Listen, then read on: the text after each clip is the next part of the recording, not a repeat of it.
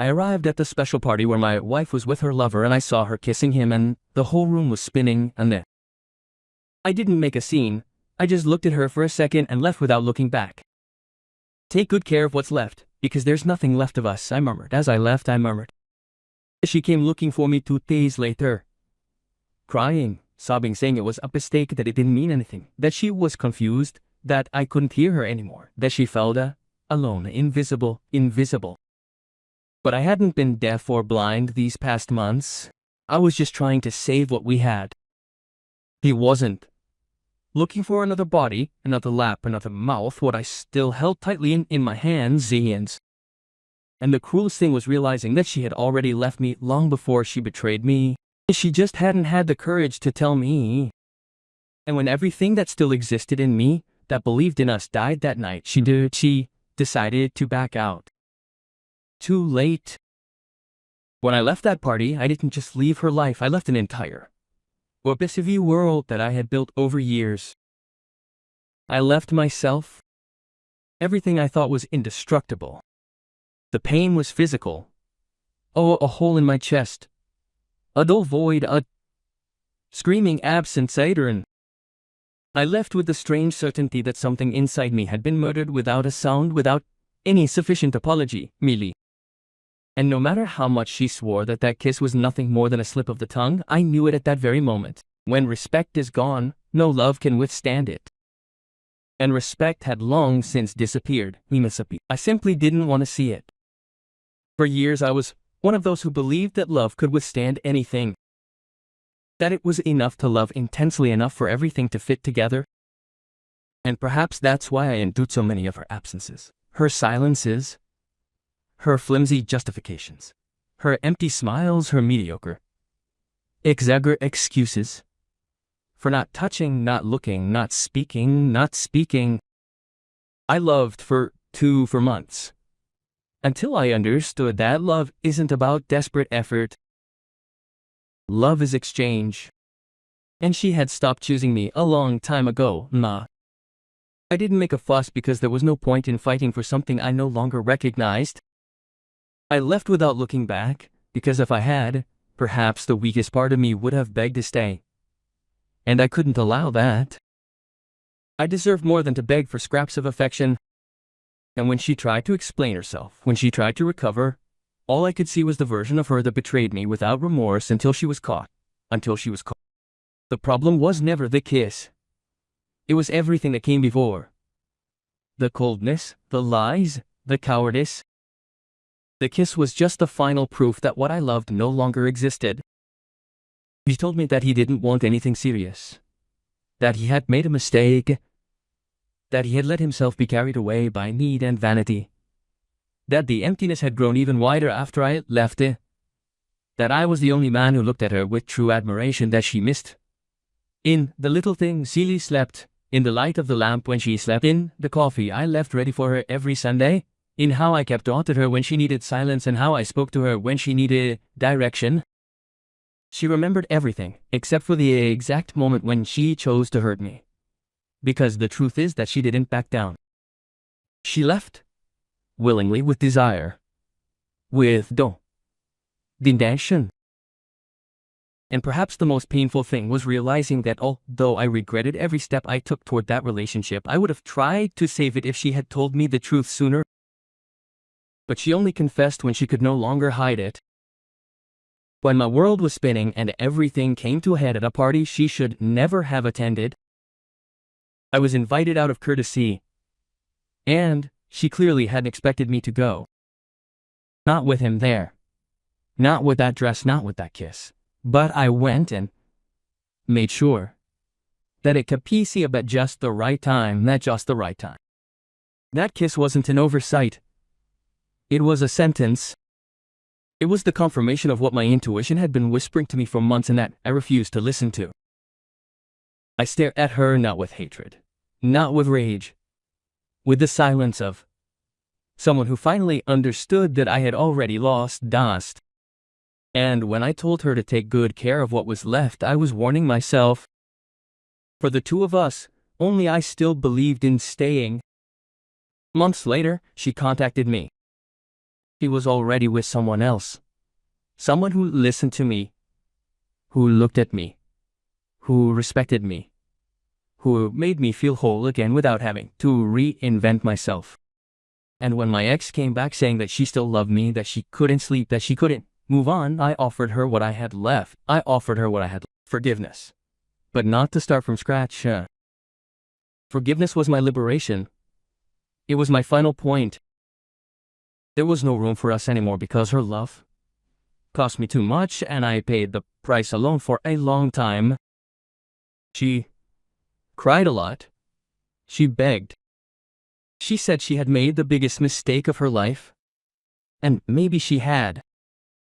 Because that man she kissed at the party, the one she chose, didn't stay.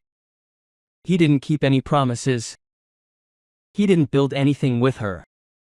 He left before regret could even set in, and she saw alone everything he had destroyed in her partner, her home, her plans, her security.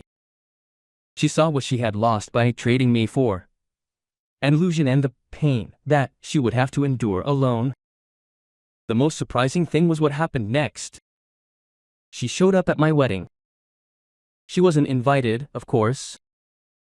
She stood at the back of the church behind a column. She thought no one would see her, but I saw her for a second. And in that instant, I realized she wasn't there to cause trouble. She wasn't there to stop them. She was there to watch, to see what I had lost as a muting and the fidisar ended with these for good. Me exchanging vows with another woman. Me smiling again. Me looking at someone with the same dedication I once gave her. And her gaze was the final point of this story. It was the gaze of someone who understood that there was no turning back when the trust of someone who only wanted to love in peace is destroyed. She cried. She cried silently. She left before the end. But I knew it. At that precise moment, I knew it. Her regret was real. As real as the certainty that there was no turning back. She lost. And this time, forever. But what she doesn't know, what perhaps no one knows, is what happened the week before that kiss. A detail that changes everything. A decision she was about to make, a gesture that, if it had happened in time, could have avoided everything. But fate sometimes has its own plans and doesn't always warn when it's going to change course. And that's where the real story begins. Welcome to the channel. Here, no type of betrayal is romanticized or encouraged. On the contrary, our stories profoundly demonstrate how infidelity destroys not only relationships, but also dignity, trust, and true love. All the narratives are fiction, but are based on real feelings and situations to make you reflect and feel each choice, each consequence. Get ready now to immerse yourself in a shocking, intense, and unforgettable story. Press play and let the truth hurt where it needs to hurt. At the top of a glass and concrete building with panoramic view of the beating heart of the city lived a couple who seemed to have found in the midst of everyday chaos an exceptional peace. They were not perfect, nor did they try to appear so. But there was a silent connection between them, the kind that did not need to be announced in public or reaffirmed at every moment. A glance, a small gesture, a brief absence were enough for the other to notice, feel, and be present by tea. His name was Daniel, a man who carried a captivating calm within him. He was not expansive or eager to shine in crowded places. He was discreet, observant, attentive to detail, and possessed a serene strength that was revealed in the small details, in the way he listened without interrupting, in his concern for other people's time, in his patience in dealing with the world's flaws. He had worked for years to build a stable life, and when he found his apilayo, he felt that he finally had something more valuable than any achievement, an emotional home. Isabella was different. He had a unique light, a restless and vibrant way of being, eyes that seemed to be searching for something even when she claimed to be at peace. She was always in a hurry, to live, to solve, to feel. She was passionate about long conversations and the idea of being loved intensely. When she met Daniel, It wasn't exactly love at first sight, but rather a deep curiosity that emerged and grew over time. At first his silence struck her as odd, thinking there was a certain coldness in his reserved demeanor, but little. She understood that in that silence there was an exceptional listening, a complete presence, a complete presence. He didn't interrupt her. He looked at her deeply, as if wanting to understand what was hidden behind each phrase, each expression. And for Isabella, who had spent much of her life surrounded by superficialities, that was like a breath of fresh air. Their relationship was built slowly with bricks of respect, conversations about fears and old memories, good days and bad days. They lived in a spacious apartment decorated with a mix of their taste, abstract paintings that Isabel adored and rustic wooden pieces that Daniel had picked up on trips he had taken alone before he met her. To those who weren't familiar, they were the ideal couple. Their friends commented on how much they complemented each other, how her energy illuminated his introspection, and how his calmness balanced her intensity. But what no one saw was that, even in the best stories, there are underground layers that grow silently, and sometimes it is these layers that begin to crack what seemed solid. In her early years, Isabella was fascinated. The way Daniel organized his books alphabetically, the handwritten notes he left around the house, the way he listened to her, even when she talked about things he didn't understand, like contemporary art or interactive exhibitions. He in turn found in her a freedom he never known before. She delicately unsettled him, making him try dishes he'd never eat, dancing outdoors until late, traveling without a plan. They learned from each other, and it was this learning that sustained their love. But life took its toll, and their days began to fill with responsibilities that had previously seemed distant. Commitments, meetings, goals, deadlines. Spontaneity gave way to planning, and romance became routine. There was still affection, but sometimes the silence between them stopped being comfortable and became uncomfortable. Isabella began to feel misunderstood. Daniel increasingly withdrew when something distressed him, and that irritated her. She wanted him to be more direct, to fight, to provoke her. And he, on the other hand, didn't understand why love had to be so noisy. There came a time when conversations began to fade. What had once been discussed at dinner was postponed until later, and that later never came. They continued to love each other, but each moved at their own pace. Isabella tried to rekindle what she felt had cooled. She bought tickets to plays, invited him on weekend getaways, and suggested unusual dinners. Daniel accepted, sometimes with genuine joy, other times with weariness. He didn't understand that urgency. She didn't understand that calm. What had once been admiration turned into frustration disguised as patience. And yet they stayed together because there was love, there was history, there was a bond, and above all, the hope that it was just a phase, a primer phase. Close friends noticed a certain distance in their gestures. They commented in informal conversations that they both seemed less present, but no one dared to say anything. After all, they were still attending birthdays, dinners, and celebrations, like any other couple. And the truth is that behind the smiles, there was intent. Daniel, with his reserved air, bought flowers on random dates, left notes on the fridge, prepared breakfasts in silence. Isabella, with her intensity, tried to control herself so as not to demand so much. She took deep breaths during arguments. She remembered the good times with a kind of active nostalgia, as if she could return to the beginning with willpower. But Isabella felt a growing unease and emptiness that she couldn't identify. And as much as she knew that Daniel loved her, something inside her was crying out for a connection that she no longer felt. It wasn't that he had changed. He had always been like that. But perhaps she had hoped that over time he would transform into the kind of man who talked more, reacted more, was more jealous, more impulsive, more confrontational. And he, being who he was, loved in silence, but he loved. And it also hurt him to see that what had once been enough was no longer enough. They began to sleep at different times. They woke up without kissing, ate without talking about the day. Words became more direct, caresses more scarce. There was still affection, but the fire that once united them seemed dormant, and neither of them knew how to rekindle it. Daniel held on to hope. He thought that everything would calm down with time, that they were just tired, that all it took was some time away from external pressures for everything to go back to the way it was before. Isabella, however, was beginning to think that perhaps that kind of love was no longer enough. Still, there was commitment, and commitment was sacred to Daniel.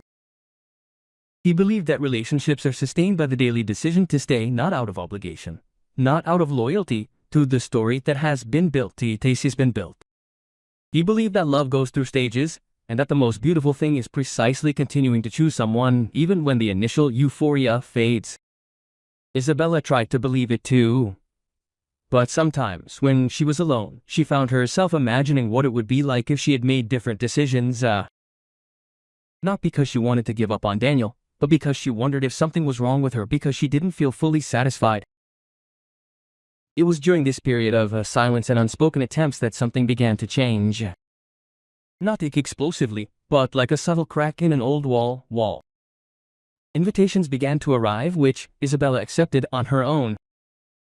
Events, parties, dinners with friends that Daniel missed out on due to fatigue or disconnection. And at first she would return home wanting to tell him how it had been, wanting to share. But when she saw his indifference, although calm, she fell apart.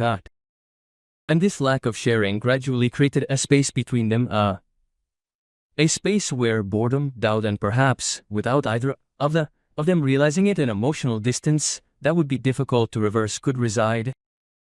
Daniel, although discreet, noticed it, but he didn't know how to react. He believed it was just a phase, that there was nothing wrong, just tiredness. But there were nights when he would wake up alone and feel that something was slipping through the cracks of time. Still, she didn't question it because she trusted her. She trusted what they had built. She trusted their love. And it was precisely this trust that prevented her from seeing the signs clearly. Because when you love deeply, it's hard to accept that the other person could be on a different wavelength, and she preferred to believe. And she preferred to believe what she felt rather than see what was right before her eyes. Isabella, on the other hand, felt immersed in confusion. She knew that Daniel was a good man. She knew that he loved her, even without grand gestures. But she missed something that she couldn't identify. She felt that the outside world offered her possibilities to feel alive again. And this feeling, although confusing, began to grow inside her. And like all unresolved emotions, it began to manifest itself in small decisions, in almost imperceptible choices, which together would change the course of their lives forever. And it all began there, in the silence of two hearts that still loved each other, but that no longer heard each other as clearly. And it was in this scenario, where love still existed but no longer sustained everything, that the real story began to unfold, with small gestures, repressed desires, and a longing that grew like a shadow at dusk. At dusk. The betrayal, when it came, would not be a bolt from the blue. It would come as a consequence, as a symptom of something that neither of them had the courage to face before it was too late. And what happened next was anything but expected. Isabella began to go out more frequently.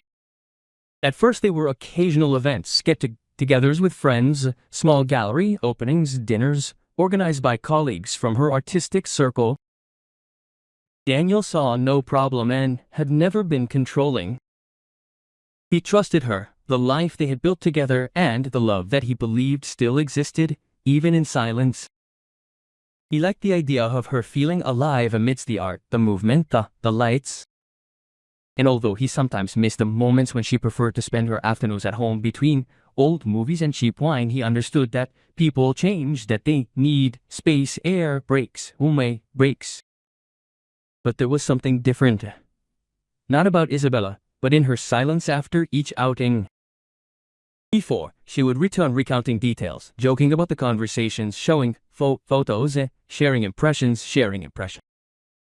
Now, she returned more calmly, with brief answers, her gaze averted when he tried to grasp something beyond words. Daniel didn't want to press. He thought perhaps she was tired or simply trying to rediscover herself, but something inside him began to beat, a kind of restlessness that he couldn't identify. The nights became long and silent.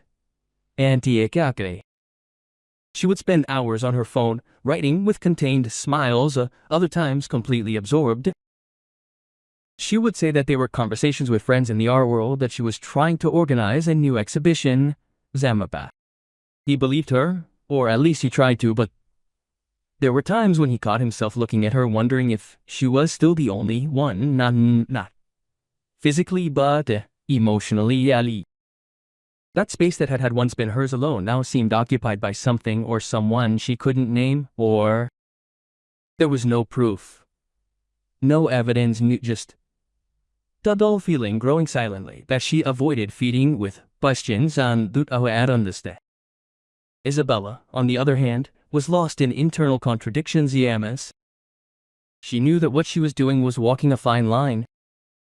There was someone else, a new presence emerging in the midst of these nocturnal events that moved her in a way she hadn't felt in a long time. It was the kind of quick, combustible connection, full of glances that spoke louder than words. She wasn't sure when it started or if it began as intention. But the fact was, it was there, and she couldn't contain it. At first she thought it was just vanity. She wanted to feel that she was still desired, that she still made an impact, that she still commanded the kind of attention that over time Daniel no longer offered. But the truth was that even she didn't know if the problem was his absence or the excess of self-doubt within herself. The messages became more frequent. They began seeing each other outside of events. Informal coffees, long conversations in discreet places. And they crossed the line. Unplanned, unprearranged, but like a fall, a silent decision driven by months of pent-up frustrations. She tried to convince herself that it was an isolated incident, that she could control it, that she loved Daniel and that it was nothing more than a momentary emotional escape. But the problem with leaks is that when they become recurrent, they stop being leaks and become a dwelling place. And Isabella gradually began to build a parallel routine made up of brief encounters, lies disguised as commitments, and feelings that even she herself could not explain. Daniel noticed the change, but he did not want to see it clearly. He preferred to believe that it was just a phase, that she was stressed, that her job was too demanding. He began to prepare more elaborate dinners, to write affectionate messages throughout the day, to be more present. Isabella thanked him, but with a disconnected smile. She could no longer be herself there. Guilt grew inside her, but it was always accompanied by justifications. She told herself that Daniel had also distanced himself, that his silence hurt too, that he was only searching for something resembling life, but deep down, she knew that she was betraying something more than a man. She was betraying history, her home, the years built on layers of complicity. It was one of those days, when Daniel was waiting for her for dinner and she didn't return, that she decided to go where she knew he would be. He had been invited to an event organized by an artist collective, all those invitations that he usually declined because he knew that Isabella preferred to go alone, but this time, something inside him pushed him out of his comfort zone. He dressed carefully, grabbed his car keys and left without warning. Arriving at the place, he noticed a strange atmosphere. People who knew him looked at him with surprise. Others looked away. There were forced smiles, hurried greetings. And then he saw her in the middle of the room. Amidst dim lights and soft music, she was there laughing with someone else. Dori. Or it under. The laughter that was hers was now flowing towards someone who was not part of that story. And in the next instant he saw the kiss. It was not discreet. It was not hidden. It was natural, intimate, as if it were already part of their routine. The room spun. The music stopped and time froze at that second when everything inside him shattered. Daniel didn't make a scene. He didn't scream. He didn't break anything. He simply stared at her, Yao. A second. Long. He saw him. And in that gaze, everything was said. The past, the present, what he would never do again. He turned and walked away. He walked past the people without saying anything, his gaze fixed on a random spot. As he left, he simply mumbled something that was not for her or for the others. It was for himself. A warning, a phrase. Take good care of what's left because there's nothing left of us. Isabella tried to chase him. She left the event in a hurry, sent a message and tried to call, but Daniel didn't answer. She returned home and couldn't find him. The apartment was tidy, untouched, but it seemed empty of anything essential. The next day he returned calmly, seriously, and said with a calmness that hurt more than any shouting that he needed time. He didn't argue. He didn't ask for explanations. He said that from now on each of them would mind their own business. She tried to talk, she tried to justify herself. But he didn't listen. The following days were confusing. Isabella was devastated inside, but she kept trying to convince herself that things could be fixed. The other man, with whom she had crossed the line, began to distance himself. He claimed that he had never promised her anything, that she was confused, that she didn't want to get involved. Isabella found herself completely alone for the first time, and it was in that silence that she began to understand what she had lost. Not just Daniel, but everything he represented. Peace. The gaze that welcomed her even on difficult days. The love that weathered in storms. The silent loyalty of someone who chose to stay even when it would have been easier to leave. Daniel, for his part, faced the pain with dignity, immersed in memories, yes, in doubts, in sleepless nights, but firm in his decision not to return to what hurt him.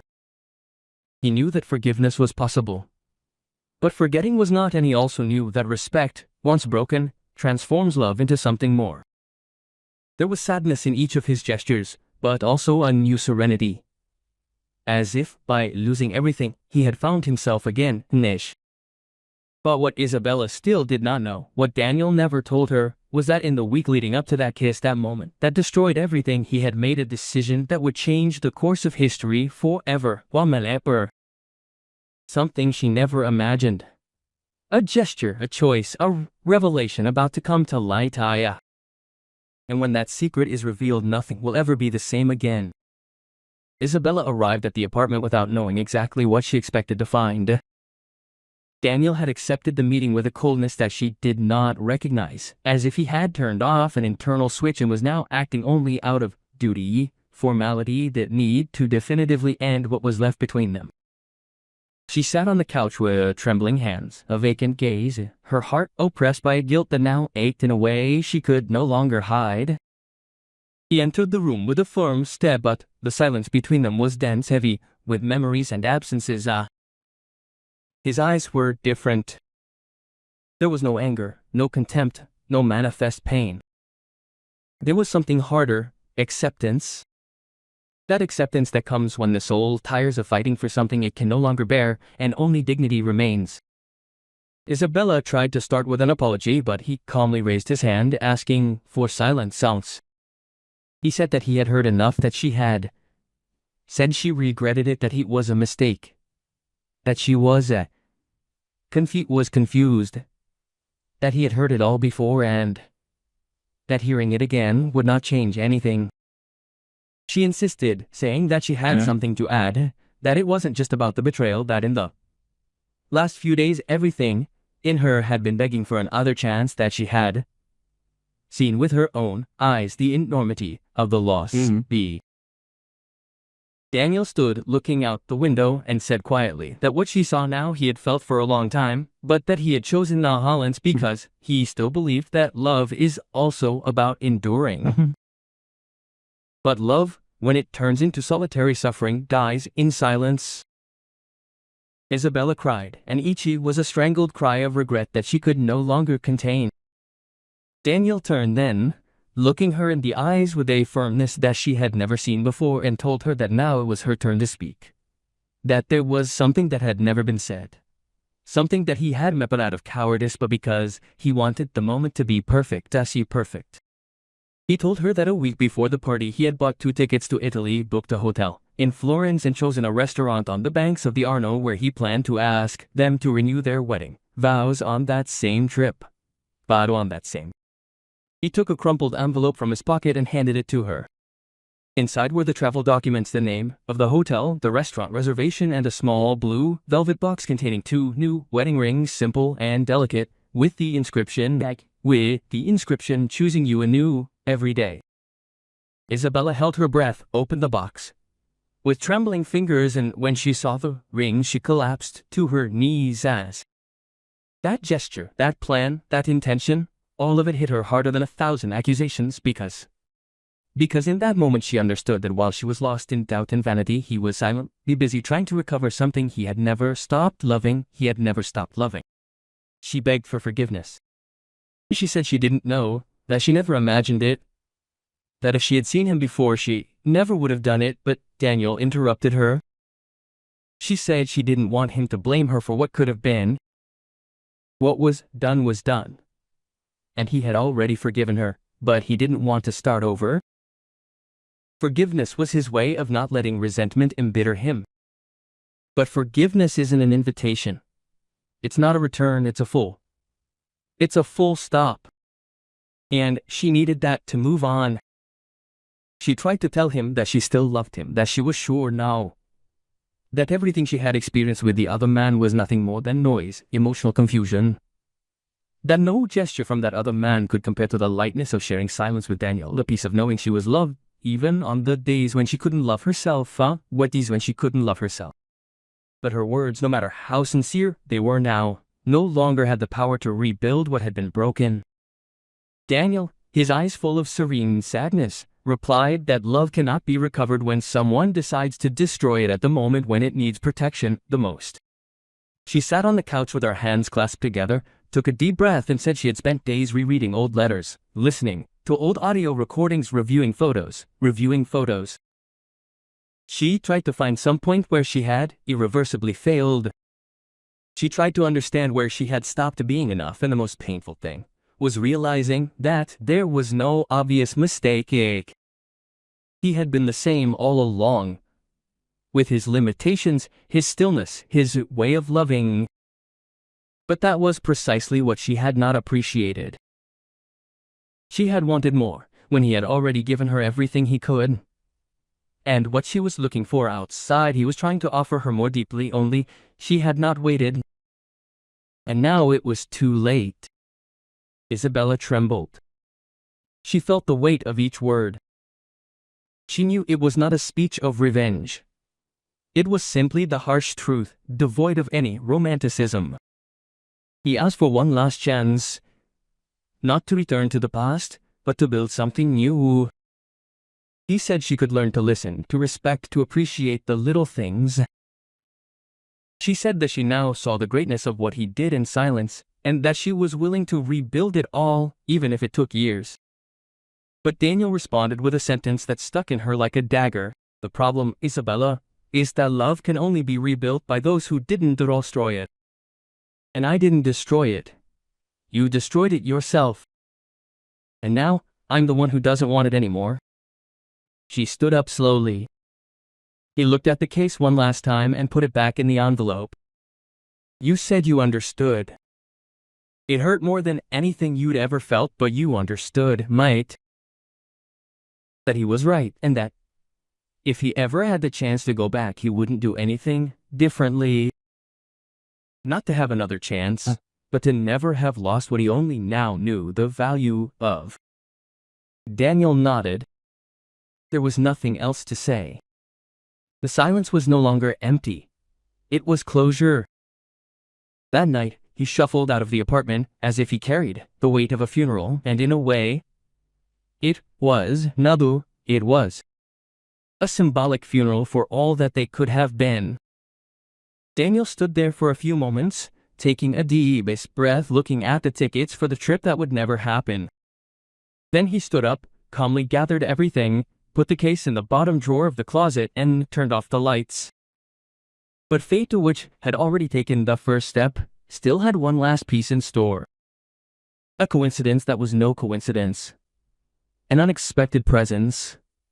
Something that would emerge in the next action and would demonstrate that even when all seems lost, life is still capable of surprising, because the void left by Isabella was about to be filled by something he never imagined, amante.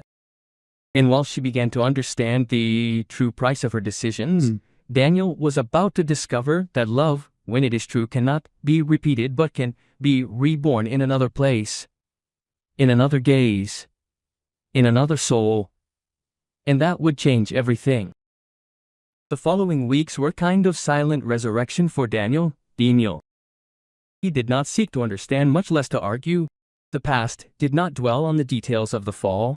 He didn't rehash scenes, he didn't relive conversations. He simply moved forward, not out of compulsion or coldness, but because he understood that there was something liberating in letting go of something that didn't embrace him, The pain that had burned him in the early days was now just a discreet ember, still warm but controlled. He went back to walking in the mornings, listening to his favorite songs without the flavor of each verse bringing back painful memories. He began to accept invitations that he had previously ignored, to reconnect with old friends, and even to allow himself to smile more from time to time, not as a means of escape, but as a small return to his own skin. It was at one of those unpretentious gatherings, organized by a childhood friend, that he met Elena. She arrived late, her hair pulled back haphazardly, and a hurry that contrasted with the luminosity of her gaze. She had a way of observing before speaking, and when she spoke, she did so with depth. It didn't take long for them to exchange long glances, then smiles, then words. They talked for hours that night about travels, failures, and silences. She had been divorced 2 years earlier, and her face showed no sadness, but subtle scars that only those who have survived the end of something real can bear with dignity. Daniel didn't mention Isabella. Elena didn't ask. And maybe that's what united them. The absence of pressure, of expectation, of urgency. It was like walking through a minefield with the ease of someone who has defused so many bombs that now she knows exactly where to step. Their encounters continued, little by little, without promises, only presence. Elena laughed easily and asked profound questions. There was a peace in her way of being that reminded Daniel of a forgotten version of himself. She didn't demand, she didn't pressure.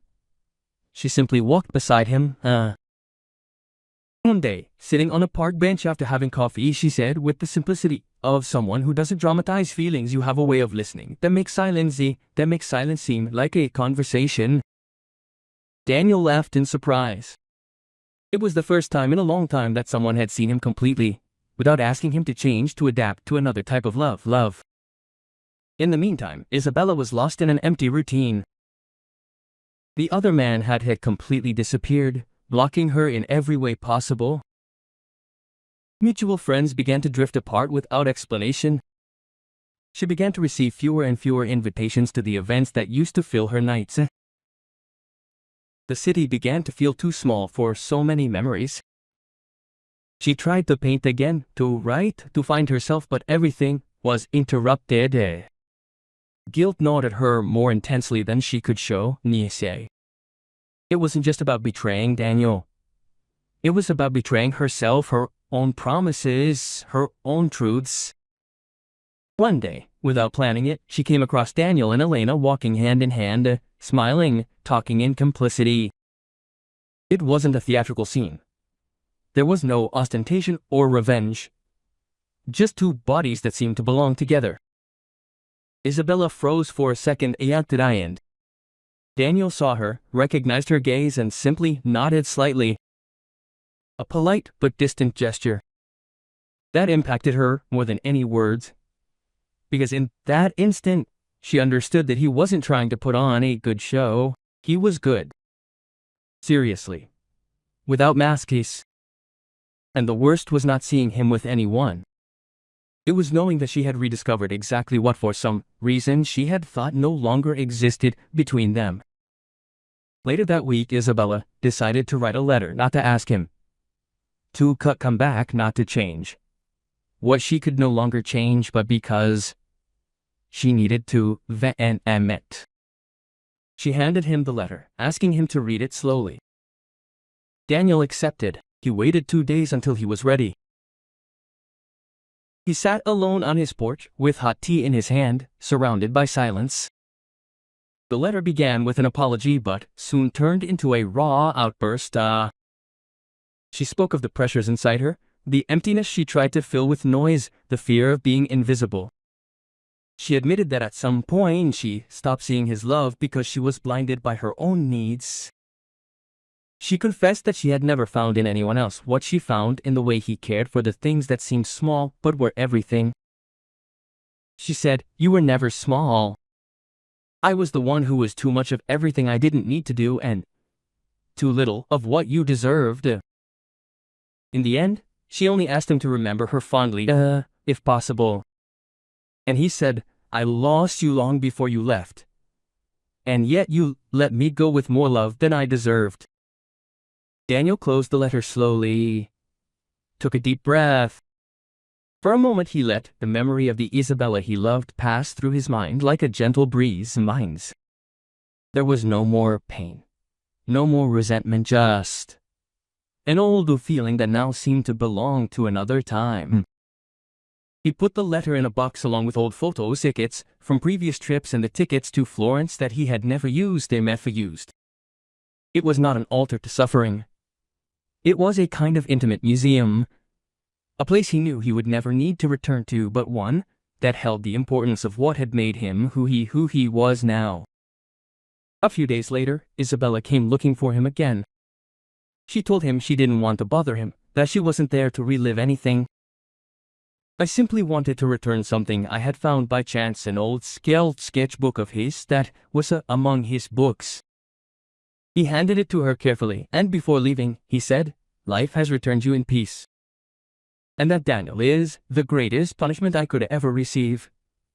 Because now I know that my absence is precisely what set you free." He thanked her, he said sincerely, that he hoped that one day she would find the same peace. She nodded, with tears in her eyes, and left. It was the final goodbye, not only to the relationship but to the guilt, to the attachment, to the cycle. Daniel returned home that night and found Elena preparing something simple in the kitchen. When he saw her enter, she smiled with a gleam in her eye that asked for no guarantees. He hugged her from behind, rested his face on her shoulder, and stood there in silence. I didn't need to say anything. The peace Isabella had mentioned was real, but it wasn't just about being with someone new. It was about finally being complete with someone who saw him without asking him to stop being who he had always been. The past no longer defined him. It was just a closed chapter in a book that was now taking a different direction. At the end of that week, Daniel and Elena traveled together. Not to Italy, as he had planned with Isabella, but to a place he had never been with anyone. A new place for a new story. During a walk by the sea, Elena asked without pressuring him, "Do you still miss her?" "What is her?" Daniel stopped for a moment, looked at the horizon, and calmly replied, "I miss who I was when she loved me. But today, what I have with you is what I have always sought. Love with peace, with presence, with truth. This gives me no room to miss what hurt me." She smiled. She said nothing. She simply squeezed his hand tighter, and so, amidst new pages, simple gestures, and an uncommonly serene love, Daniel moved on. The pain had passed, the disappointment had healed, and forgiveness had served its purpose. He no longer needed promises or forced new beginnings. He had what he had sought for years, someone he chose to be with, even when the world demanded haste. And that, for someone who has known the taste of betrayal, is the kind of love that cannot be negotiated. It is the kind of love that when it comes, it does not hurt, it heals. The days that followed Daniel and Isabella's last conversation were not filled with euphoria, or a sense of victory, or justice. They were silent days marked by mature calm, a serenity that did not come from indifference but from the awareness that everything that needed to be said had already been said and that there was nothing left to prove, neither for him, nor for her, neither for her. Daniel continued with his daily life calmly but without haste. Life no longer demanded immediate answers, and for the first time in a long time, he allowed himself to live without the anxiety of resolving, repairing, or rebuilding. He had accepted that certain relationships do not break in an instant, but rather slowly crumble through repeated decisions, long silences, absences, disguised as presence et silences. And when they finally break, what remains is not the desire for revenge or return, but the understanding that moving forward is the only dignified path. His relationship with Elena evolved with the naturalness of encounters that are not born of necessity, but of a constant choice. There was a growing intimacy between them that did not require exaggerated displays or grandiloquent promises. They knew where they stood because each step was built with honesty. Daniel learned, day after day, that a healthy relationship is not one that makes you fall in love, but one that teaches you to walk firmly, lightly, and carefully. Elena had a delicate way of not invading his past, but at the same time acknowledging its existence, and this maturity allowed Daniel to open up without fear. For the first time, he felt he did not need to be more than he was, nor hide the parts that were still healing. And thanks to that, he could be whole. Isabella, for her part, sank into a different kind of silence. A silence that no longer screamed regret, but rather carried the weight of knowing that she had crossed a line that would never be erased. She spent hours looking at the empty spaces of the apartment, remembering small things that had previously seemed inconsequential. The way he arranged the cushions before lying down on the sofa, the silent ritual of breakfast, the way he watched her when she talked about art even though she didn't fully understand it, and it wasn't the big moments that tormented her now, but the details. Because it's the details that sustain a life together, and that was precisely what she missed. She tried to move forward, as many had advised her. She tried to fill her time with work, with courses, with new people. But everything seemed too superficial, too fleeting, too cold. And the cruelest thing was knowing that it wasn't about not finding anyone worthy of Daniel, but about recognizing that deep down she herself was no longer herself, the person he deserved by his side. And that truth hurt in a way that no tears could ever fully express. One afternoon, as she was sorting through her old things, Isabella found a notebook filled with unfinished sketches. Among the pages was a self-portrait she had done during one of the calmer stages of their relationship. Her features were clear, her eyes more lively. There was something about that drawing that seemed to have disappeared from its current expression. She stood there, motionless, staring at her own image as if she were looking at a stranger. The woman on the page was someone she believed she was loved, and more than that, someone who knew how to reciprocate love. Isabella didn't cry. She simply closed the notebook and put it away in a box, as if accepting that some versions of herself die along with certain decisions. The pain was silent now, but she carried it with the strange dignity of someone who learns from their mistakes without looking for external blame. She no longer blamed Daniel for leaving. In fact, she began to admire his bravery. Because, in the end, leaving is also an act of love, self-love. In the meantime, Daniel's relationship with Elena was taking on new forms. There was no rush to label things, but there was a growing constancy. Simple dinners at home, unpretentious outings, conversations that flowed without barriers. Elena had the wisdom of someone who had fallen and gotten back up, and that made her presence comforting. Daniel, in turn, was beginning to discover a kind of serene joy, a happiness that is not announced, but is felt in the gaps of daily life. He began to write again, something he hadn't done since before he married Isabella. Loose texts, aimless, but full of truth. Writing was like coming back to himself. It was like gathering the remaining pieces and rearranging them in a new way without resentment, without haste, without urgency. A dilemma began to form inside him, subtle and inevitable. Helen loved him. He felt a growing love for her too, but there was still something inside him that demanded his attention, the memory of an old love that, although it had ended, still lived on in him. Not as a desire for a return, but as a scar that sometimes throbbed, not bobbed. Daniel wondered if it was fair to move forward with someone as pure as Elena while still carrying fragments of unresolved pain. But it was one night, when he shared this with her, that he realized he was in the right place. Elena listened to him in silence, and then said with gentle firmness, "I don't want to cure you of anything, Daniel. I don't need you to be clean of the past to be with me. I just need you to be faithful to me now. Scars are part of it. I have mine too. And we may never be fully ready, but when there's respect and determination, love blooms anyway." He didn't respond immediately. He simply squeezed her hand tightly.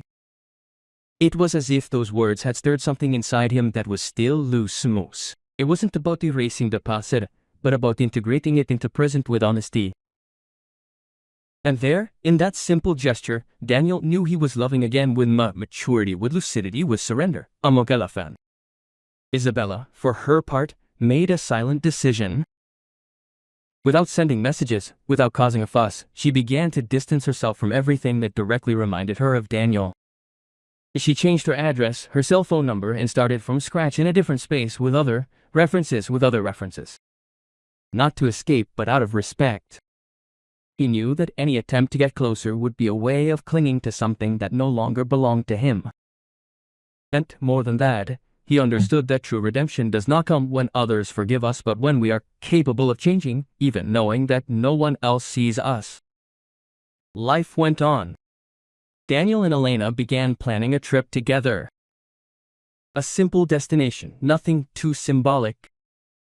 Just the desire to be together, far away from everything, free from the weight of the past.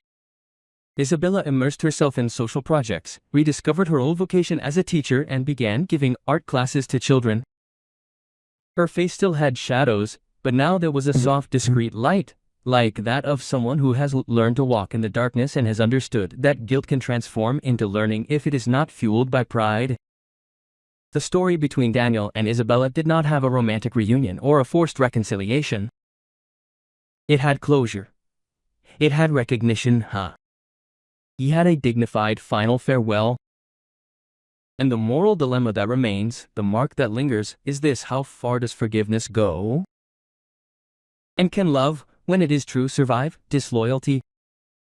The answer perhaps lies precisely in how each one decided to move forward, not as a victim or a villain, but as imperfect human beings who at some point lost each other and themselves. The greatest impact did not come from the betrayal itself, but from the belated realization that what was broken could no longer be reconstructed. And he said life continued with new loves, with new paths, with the weight of what was lost and the lightness of what could be saved, so it could be saved. But even with all the reconstruction, there was something that still had to happen, something that, although apparently resolved, still beat silently: a last choice, a last gesture, a last encounter. Because some stories, even after the period, still have a comma that insists on being written, Saturday cider. And that comma was about to emerge unexpectedly, like a whisper of fate about to become a word. Elena arrived at the apartment shortly after 6, with a glass of white wine in her bag and a faint scent of the band. Daniel was waiting for her in the kitchen, chopping ingredients for a simple dinner, the kind that doesn't require elaborate recipes, but has a hidden meaning. The week had been particularly intense, not because of anything in particular, but because of a subtle accumulation of feelings and memories that no matter how hard she tried, she couldn't completely erase. It wasn't pain, it wasn't longing, it was more. A remnant of the past that manifests itself in long silences and thoughts that linger longer than necessary, and questions that don't need answers but that just pop up. Elena sensed it as she entered, but she didn't say anything right away. She simply took off her shoes, walked over to him and rested her chin on his shoulder, watching him chop tomatoes with an almost meditative precision. Daniel paused for a moment, touched the hand that rested on his waist and said without turning his face, "I think I need to talk to you about something I haven't finished." Elena didn't move. There was no tension in her body. Not a grimace. She simply said, "Speak." "I'm here, me." Daniel dried his hands, turned off the stove and pulled up a chair. They sat face to face, without the rush typical of difficult conversations. He took a deep breath, searching for words that wouldn't hurt, but were sincere. "I feel like my story with Isabella is over. Like I've closed the door on who we were, but sometimes, when something moves me, when I see a place that reminds me of something, it still moves me. I don't want you to think there's room for her here," she said, pointing to his chest. He asked. "But I also don't want to hide from you that I'm still dealing with those memories." Elena kept her gaze fixed on him, and her answer came with an unexpected serenity. "It's not about not feeling, Daniel. It's about what you do with what you still feel. I've been there. I've loved someone who hurt me too, and I needed time to transform all that into learning, Botan. You don't owe me perfection. You owe me presence, and that's what you've given me." He lowered his head for a moment, moved by a compassion he'd rarely experienced in his life. The woman in front of him not only understood him, she accepted even what he didn't know how to handle. And that maturity disarmed him more than any forced romanticism ever could. They changed the subject easily. Dinner passed amid laughter, childhood memories and plans for a weekend out of town, but something had clicked between them. A space of trust was created there, in that quiet dialogue, and it further strengthened the bonds they had patiently forged. In the meantime, Isabella was going through a calmer process of rebuilding. Her new home was modest, in a habitat neighborhood surrounded by trees and with a small balcony where she spent most of her mornings drawing. Life now had a different rhythm, more introspective, more reflective, bisidadscoding. She had distanced herself from the social circle she had once frequented so frequently, and this separation did not cause her pain. On the contrary, it was as if she had finally found a version of herself that did not depend on the approval of others to exist. Her days were filled with classes, books, and brief encounters with new people who knew her not for who she had been but for who she was there, in the present, with her frailties and truths exposed. It was one of those mornings, while she was organizing a workshop for a group of teenagers, that Isabella received an unexpected message. It was from Daniel's mother, a woman who had always been sweet to her, even after their relationship ended. The message was simple. "I am organizing a small birthday dinner. I would like to invite you. You were an important part of our history, and I know my son has moved on, but if you feel like coming, you are welcome." It took Isabella a few minutes to process it. She had not expected it. She did not know how to respond. Daniel's mother had always treated her with genuine affection, but she imagined that, after all, the bridge had been broken. The message touched her deeply, not because of the possibility of a reunion, but because of the way it acknowledged the past with respect without disdain. She decided not to respond immediately. She needed to think. On the other hand, Daniel had also been informed about the dinner. He knew it would be an intimate event with few people. He said he would bring Elena and her mother with the same affection as always, and he simply nodded. He didn't make any comments. He knew that now everyone had their place. The night of the dinner, the atmosphere was cozy, with warm lighting and soft music in the background. Daniel arrived with Elena and, as usual, was greeted with hugs, toasts, and smiles. They were at ease, but something in the atmosphere changed when the doorbell rang and Isabella entered. Daniel's mother greeted her with a big hug. Speechless. Those present were surprised, but no one dared to break the atmosphere with questions or judgments. There was something respectful in everyone's gesture, as if they understood that a story deserved to be examined with humanity. Isabella avoided approaching Daniel, greeting him with a slight nod and keeping her distance, chatting with the other guest Haitians, smiling when necessary but with a gaze that revealed a mix of nostalgia and acceptance. Ura. Daniel watched her discreetly.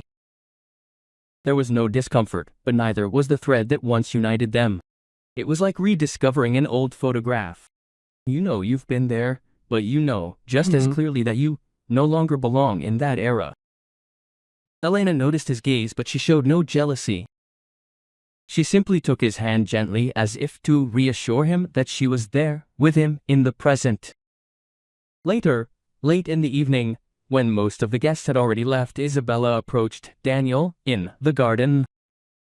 He was alone, gazing at the lights of the house, taking a last sip of wine. She approached cautiously and said quietly, "I was glad to see you well." "Really?" Daniel looked at her and replied, "And I was glad to see you at peace." Isabella smiled, her eyes filled with tears. "Have you found someone who understands you?" "It's weird. I hope you know that." Daniel nodded. "I know. And I hope you find it too. But before you find everything you've stopped looking for inside yourself." Isabella took a deep breath. "Life will teach me, as it already has. Thank you for everything. For loving when you could. For leaving when I needed you. You taught me more than I could understand at that moment." She didn't answer, just smiled. That was enough. There was nothing else to say. That night, as they said goodbye, each one carried a piece of the past with them, with a new layer of maturity. Not as someone reflecting, but as someone who had learned. And while Isabella returned home alone, without sadness but with the sweet weight of memory, Daniel drove alongside Elena with a peace that required no justification. They didn't exchange words during the trip. The comforting silence between two bodies that knew with conviction that they were in the right place was enough. The dilemma now was different. How to continue to truly love after being hurt? How to open the doors of the soul again without allowing the past to contaminate the present? Daniel didn't know all the answers, but he knew where he wanted to be. And for someone who was already broken inside, that was a silent and profound victory. The end of a story isn't always the end of love. Sometimes it's just the beginning of a more conscious, fuller, more human love. And as contradictory as it may seem, it was pain that taught him the true value of peace. And this peace still held a final gesture, a final outcome, one that no one there could have foreseen, but one that would change everyone's lives forever. A few months after that dinner, Daniel and Elena were faced with a new reality. A trip planned without great expectations became the milestone in a transition even more profound than any he had ever experienced. It was as if each step away from his old home also represented a definitive emotional separation from everything he had ever been. And now, in the presence of someone who didn't demand that he be anything different from what he was, love was reborn in a different way, sweeter, more conscious, but, above all, true. During that trip, in a small inn by the sea, without haste, without fanfare, Elena handed him a small envelope. Inside, a note with few words, but that changed everything. We can build together from now on, my way. Your way. Ours. And next to it, 2 sets of keys, one to her house and the other to the new one they were about to choose. Daniel looked at her with moist eyes, squeezed her hand idly, and simply said, yes, it wasn't marriage proposal, it was an encounter. At an encounter, there was no ceremony or party. But there was a surrender, and that was more than enough for him. The new home was built little by little. Paintings chosen at fairs, reused furniture, books piled haphazardly but lovingly. There was room for everything, except for the past which had taught her nothing. Elena understood that some memories would still resurface, but they weren't threats. They were like shadows of a night that had already passed. And Daniel felt more and more complete. He wrote more, took photographs, subjects. He walked in the mornings with a light heart, messy. He had finally found what he had been looking for so long, someone with whom he could simply be. And in that being, love and peace. Isabella, in another corner of the city, continued her discreet career. Her art classes began to grow. Children and teenagers came to her not only for her technique but for the way she led meetings, always attentive, always sensitive, always. She now had a better understanding of the rhythm of things, the value of pauses, the importance of not trying to control what had already slipped through her fingers. She began to be invited to conferences and small exhibitions, but she no longer let herself be dazzled. Recognition was now a consequence, not a necessity. One day, while finishing the curating of a new exhibition, she received a call that paralyzed her for a few seconds. William. It was from the old friend with whom her lover had betrayed her, a voice she had not heard in a long time. The woman said neutrally, "I just wanted you to know that he did the same thing to me as to you. He used, discarded, and deleted. I'm not calling you out of revenge, but because I had a hard time understanding that we were just a stepping stone." Isabella remained silent. The voice on the other end dropped like a stone into the serene lake she had tried to maintain. Not out of pain or longing, but because it confirmed that she had been fooled by someone who never intended to stay. She thanked him for the call, and when she hung up, she stood there staring at the unfinished painting on the wall. She picked up her paintbrushes and decided to transform that last bit of pain into art, not to preserve it, but to purge it. Weeks later, the exhibition opened. Amidst the abstract paintings, and in 10 stones, one in particular caught everyone's attention. It was a panel divided into 2 parts, one with hard lines, dark colors, and dense overlapping layers. The other cleaner with the soft brushstrokes and deliberate white spaces.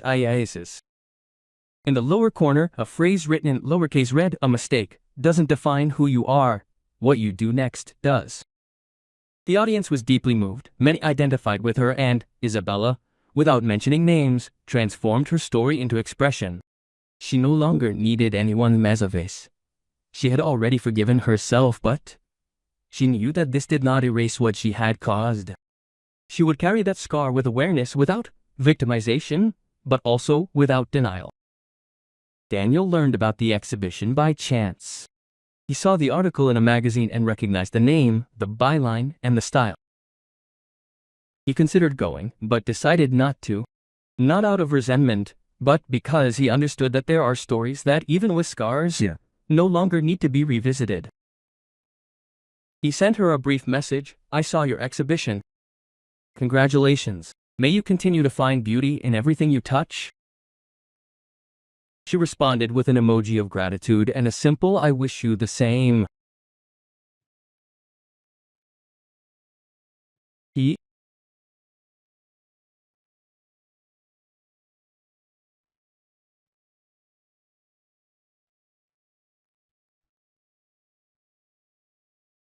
seemed calm and focused, but when she saw his cell phone on the table, she asked, "Is everything okay?" He replied with a slight smile.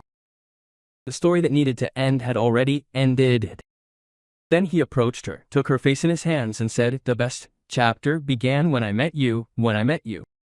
I just had to close the previous one properly." She didn't ask for explanations. She simply kissed him. That was enough. The following month, Daniel was invited to speak at an event on literature and emotional reconstruction. His deeply personal text addressed love, loyalty, decisions, and loss. And at the end he said, "Sometimes the love of your life will be the person you let go. At other times, your life's love arrives when you no longer seek it, yet still believe." The audience gave him a standing ovation. And in that moment, Daniel understood that the pain he had experienced had not been in vain.